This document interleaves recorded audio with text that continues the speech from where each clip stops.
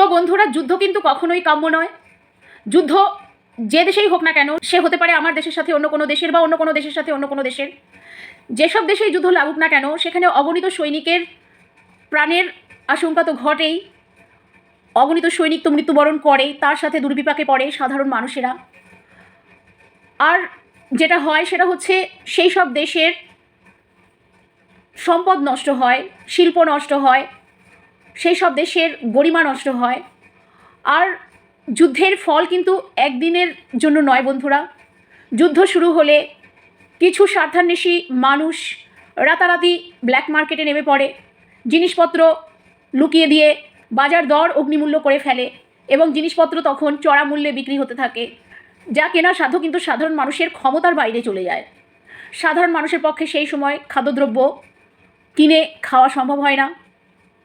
Black market চলতে থাকে, রমরমিয়ে ব্যবসা চলতে থাকে, আর অনাহারে সাধারণ মানুষ মরতে থাকে। আর এছাড়া বন্ধুরা, আপনারা তো জানেনই জাপানের হিরোশিমা নাগাসাকিতে কী হয়েছিল বহু বছর পূর্বে। পরমাণু বোমা নিক্ষেপের ফল কিন্তু আজও সেখানকার মানুষ ভোগ করছে। আজও সেখানকার ঘরে ঘরে বিকলাঙ্গ শিশুর জন্ম হচ্ছে। আজও সেখানকার বাতাস দূষিত। তাই বন্ধুরা, যুদ্ধ কিন্তু একটা দিনের জন্য থেমে থাকে না, বা একটা সময়ের জন্য থেমে থাকে না। যুদ্ধের ফলাফল কিন্তু সুদূর প্রসারী। তাই যুদ্ধ তো কারোর কাম্য হওয়া উচিত নয়।